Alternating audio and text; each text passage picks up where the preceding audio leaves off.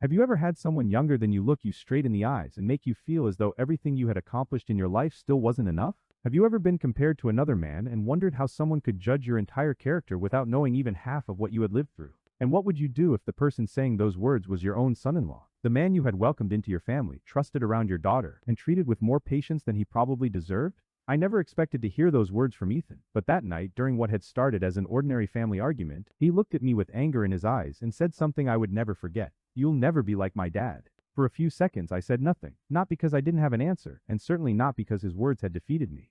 I was silent because I was trying to understand how a man could stand in front of someone he barely knew and speak with such certainty about the kind of person he was. Ethan had always talked about his father as if the man were the standard every other man should spend his life trying to reach. His father was successful, confident, respected, and, in Ethan's eyes, everything a man was supposed to be. I had never resented that admiration. In fact, I respected a son who loved his father. But there was something Ethan didn't understand. He was comparing two men whose lives he knew almost nothing about. And while he was busy telling me who I could never become, he had no idea who he was actually standing in front of. I could have corrected him right there. I could have told him things about my past that would have made that smug expression disappear from his face. But I didn't. I simply looked at him and let the silence stretch between us. Because sometimes when someone thinks they already know everything about you, the most powerful thing you can do is let them keep believing it. Ethan thought he had just insulted his father-in-law. He had no idea he had just said the one sentence that would make him regret that entire night. What Ethan did understand was that his words had touched something far deeper than his anger could see. As we get older, people sometimes start making assumptions about us without ever asking what we've lived through. They see the gray hair, the slower steps, the quiet evenings, and somehow convince themselves they've already measured our worth. But age doesn't erase the years behind it.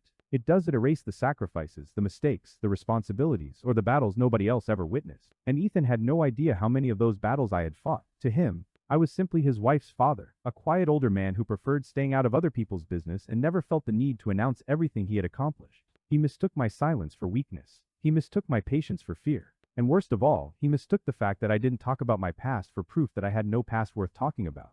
For years, Ethan had praised his father in front of me. He would tell stories about how his father handled people, how he commanded respect, how he never allowed anyone to push him around. I never argued with him. His father had clearly made a powerful impression on his life, and I had no reason to take that away from him. But Ethan never realized something important. I wasn't trying to compete with his father. I had spent too many years learning that a man's value isn't determined by how loudly he enters a room, how many people know his name, or how often he demands respect. Sometimes the strongest person is the one who doesn't need to prove he's strong. Still, that night, Ethan wasn't interested in understanding any of that. He was angry, and anger has a way of making people say things they would normally have enough sense to keep to themselves. He told me his father would never have allowed certain things to happen, that his father would have handled the situation differently. And then he said it again. "You'll never be like my dad." I remember looking at him and wondering how confidently he had said those words. He believed he had reduced me to something small with a single comparison. But what Ethan didn't understand was that his words had revealed far more about him than they ever revealed about me. Because Ethan only knew the version of me I had allowed him to see. He knew the quiet father-in-law who showed up for family dinners, helped when he was asked, and rarely spoke about his own accomplishments. He didn't know what I had built, what I had sacrificed, or why I had deliberately chosen to live the way I did.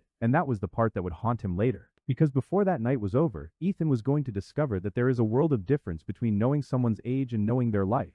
And once he discovered the truth, he would finally understand why I hadn't argued with him when he said I could never be like his father. Ethan had known me for years, but the truth was, he only knew the version of me I had chosen to show him. He knew I lived quietly. He knew I wasn't interested in showing off. And he knew I didn't spend my time talking about money, business, or the people I had crossed paths with over the years. What he didn't know was that there had been a time in my life when my decisions carried far more weight than he could have imagined. I had learned early that there was no point in telling people what you had accomplished if they only respected you after hearing about it. Real respect, I believed, was something people should discover through your actions, so I never felt the need to introduce myself by listing everything I had done. Ethan, however, had a very different idea of what made a man impressive. His father had always been the hero in his stories. Whenever Ethan talked about him, there was a certainty in his voice, as though his father's opinions were the final word on everything.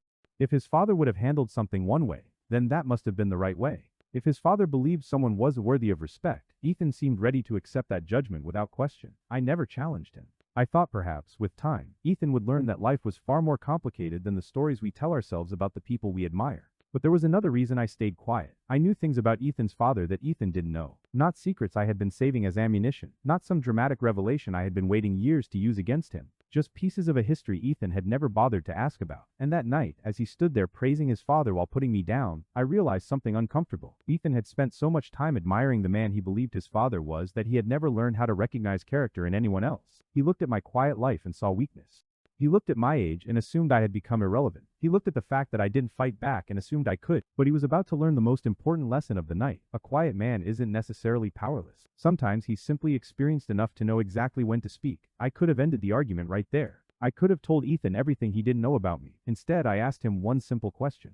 Are you sure you know what you were comparing me to? He stared at me, almost confused by the question. Then he laughed. That little laugh told me everything. He still thought I was bluffing. He still believed he knew exactly who I was. And that was when I realized the truth wasn't going to hurt Ethan because I had argued with him. It was going to hurt because, for the first time, he was about to discover how little he actually knew about the man standing in front of him. Ethan's laugh lasted only a second, but I remember it clearly because it told me he still had no idea what was coming. He leaned back, shook his head, and told me I was turning something simple into a bigger issue than it needed to be. In his mind, this was just another argument with an older man who would eventually calm down and let the younger generation have the final word. But I had spent too many years watching people confuse patience with surrender. I wasn't angry because Ethan admired his father. I was angry because he believed honoring his father gave him permission to disrespect anyone who didn't measure up to that image. He started talking about how his father would never have tolerated the way I handled certain things. How a real man would have stepped in sooner, spoken louder, and taken control. I listened without interrupting. Then he said something that made the entire room go quiet. He told me that maybe I should stop pretending I was some kind of authority in the family just because I was older. That sentence bothered me more than the comparison ever had. Not because I needed authority, but because it revealed how little Ethan understood about the difference between being respected and demanding respect. I looked at him and asked, "Do you really believe you know enough about my life to judge me like that?" He didn't hesitate. "I know enough," he said. Those 3 words were almost unbelievable. He knew enough? After knowing me for years, he had never once asked about the hardest years of my life. He had never asked how I had built what I had built, who I had helped along the way, or why I had made certain sacrifices. Yet somehow, after a few angry conversations, he believed he had the complete picture. I could have ended the argument right there by telling him the truth. Instead, I stood up, walked toward the cabinet near the dining room, and took out something I had kept there for years. Ethan watched me carefully, still convinced I was simply trying to make some dramatic point. I placed the document on the table between us. Then I looked at him and said, "Before you compare me to your father again, you should probably know what your father and I have in common." His expression changed, but only slightly. He looked down at the document without touching it. Then he looked back at me. "What is this?" he asked. I didn't answer immediately, because the document wasn't the real surprise. The real surprise was what it proved about the man he had spent the entire evening underestimating. And within minutes, Ethan was going to discover that the person he thought had nothing left to prove had been quietly holding the answer all along. Ethan stared at the document on the table as though he expected it to be nothing more than meaningless paperwork. Then he picked it up. He glanced at the first page. His expression changed. Not dramatically at first. His eyebrows tightened. His eyes moved across the page again. Then he looked at me as if he wasn't sure whether he had understood what he was reading. I could see the confidence beginning to disappear. "Where did you get this?" he asked. I told him it wasn't something I had just found. I had kept it for years. The document revealed something Ethan had never bothered to ask about. My connection to the property and the business his family had depended on for years. Long before Ethan married my daughter, before he ever sat at my dinner table and dismissed me as old-fashioned, I had helped build the foundation that eventually gave his own family opportunities they had taken for granted. I wasn't the people saw. I wasn't the man standing in front of cameras or collecting praise. I had deliberately stepped away from that life because I had learned a long time ago that success means very little if it costs you your peace. Ethan had mistaken that decision for failure. But the most uncomfortable part for him was discovering that I had achieved more than he realized. It was discovering that his own father had known exactly who I was. Ethan looked at me. "My dad knew about this?" I simply nodded. Suddenly, all those conversations about his father being the man who understood business, leadership, and responsibility seemed different to him. His father hadn't been unaware of me. In fact, there had been a time when he had come to me for advice. Ethan's entire comparison had been built on a story he had only heard from one side. And now he was beginning to realize that the 2 men he had placed on opposite sides of some imaginary competition had actually crossed paths long before he ever entered the picture. I could have enjoyed watching him become uncomfortable. I could have reminded him of every insulting thing he had said that night. But I didn't. I simply looked at him and said, "Ethan, I never needed you to think I was better than your father. I only expected you to stop assuming I was less." He lowered the document slowly. For the first time that night, he didn't have an argument ready. He didn't have another comparison. He didn't even look angry anymore. He looked embarrassed. But there was still one thing he hadn't understood. The document was there to prove that I was powerful. It was there to prove that I had never needed to prove myself to him in the first place. And what happened next would force Ethan to confront something far more painful than simply being wrong. He would have to face the kind of man he had become while believing he was only defending the man he admired. For the first time that night, Ethan had nothing to say. The confidence that had filled his voice only minutes earlier was gone, replaced by an uncomfortable silence. He looked at the document again, then at me, as if somehow the truth might change if he stared at it long enough. I could have used that moment to humiliate him. After all, he had spent the entire evening comparing me to his father, questioning my judgment, and treating my age as though it automatically made my opinion less valuable. But I had learned something over the years that Ethan clearly hadn't learned yet. Having the power to embarrass someone doesn't mean you should use it. I told him that his father was a good man in many ways, and I had never wanted him to choose between respecting his father and respecting me. Your father taught you things, I said, but life is supposed to teach you things too. Ethan lowered his eyes. I continued. Being a strong man wasn't about being the loudest person in the room or making everyone else feel smaller. It wasn't about controlling every conversation or proving you could overpower someone simply because they were older than you. A man's character reveals itself in what he does when there is nothing to gain from doing the right thing. I reminded him of the countless moments in my life when I could have taken credit, demanded recognition, or reminded people exactly what I had sacrificed for them. I chose not to, because I had never needed applause for every good thing I had done. Ethan finally looked up. Why didn't you ever tell me any of this? My answer was simple. Because I shouldn't have to prove my worth before you decide to treat me with basic respect. That sentence seemed to hit him harder than everything else. He had spent the entire night believing the problem was that I wasn't enough like his father.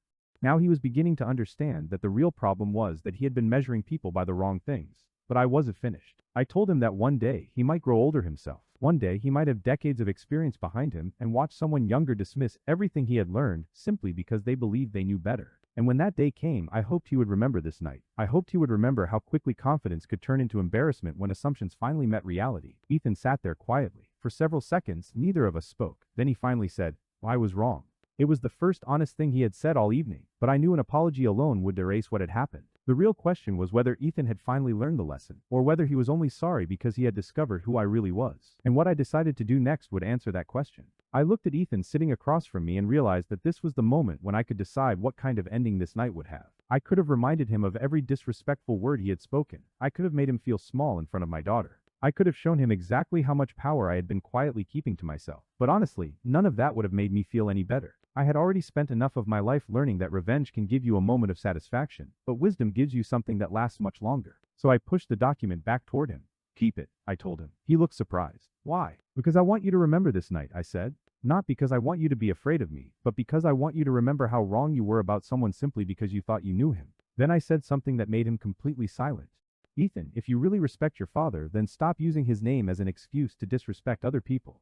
He looked down, and I could see that, finally, the words had reached him. I explained that his father might have been strong, successful, and worthy of admiration. But if Ethan truly wanted to become the kind of man he claimed to admire, he needed to learn something his father couldn't teach him for him. How to recognize another person's worth without first asking what that person could do for him. Ethan apologized again, but this time, there was no defensiveness in his voice. He admitted that he had judged me because I didn't live the way he expected a successful man to live. He admitted that he had mistaken my quietness for weakness and my age for irrelevance. Then he said something I hadn't expected. He told me he had spent so many years trying to become like his father that he had never stopped to ask what kind of man he actually wanted to be. I told him that was his choice to make. I wasn't going to tell him who to become. But if he wanted my respect, he would have to earn it through his actions, just as I had earned the respect of the people who mattered to me. That night, Ethan finally understood why I hadn't fought back when he first compared me to his father. I wasn't afraid of the comparison. I simply knew that time would reveal the truth far better than an argument ever could. And as Ethan walked away, he looked back at me one last time. His expression was completely different now. There was no arrogance left in it, only realization. He had come into that conversation believing he was teaching an older man his place. Instead, he discovered that the man he thought he understood was someone he had never truly taken the time to know. And that was the part of that night he would remember long after the argument itself was forgotten. The next morning, something felt different. There was no dramatic announcement, no grand gesture, no need for Ethan to prove anything to me. But I could see that something had changed in the way he looked at me. The arrogance was gone. In its place was something much quieter, respect. And perhaps that was the greatest lesson of all. Ethan had spent years believing a man's worth could be measured by how powerful he appeared, how much authority he commanded, or how closely he resembled the man he admired. That night taught him something completely different. A person's age does not tell you how much they have endured. Their quietness does not tell you how little they have accomplished. And their decision not to fight back does not mean they are incapable of fighting. Sometimes older people don't respond to disrespect because they are weak. Sometimes they've simply lived long enough to understand that not every insult deserves an argument. Not every comparison deserves a response. And not every person deserves access to every chapter of your life. Ethan had wanted to know why I hadn't defended myself when he said I would never be like his father. The truth was simple. I never wanted to be his father. I wanted to be myself. And after everything that happened that night, Ethan finally understood that. Months later, he still remembered the words he had thrown at me. He told me that whenever he caught himself judging someone too quickly, he remembered the look on my face when I had asked him whether he really knew what he was comparing me to. That question stayed with him because it forced him to confront how little he actually knew about the people around him. And perhaps that is the lesson worth carrying from this story. Never assume an older person has nothing left to teach you simply because they don't feel the need to announce what they know. The people who have lived the longest often carry stories you will never see from the outside. They've made sacrifices you may never hear about. They've survived moments you will never know existed, and they've built lives that don't need your approval to have meaning. Ethan thought he was comparing me to his father that night. In reality, he was comparing his own assumptions against a lifetime of experience. And his assumptions did stand a chance. He regretted those words. But more importantly, he learned from them. Because sometimes the greatest victory isn't making someone feel ashamed for underestimating you. It's watching them finally understand your worth without you ever having to beg them to see it.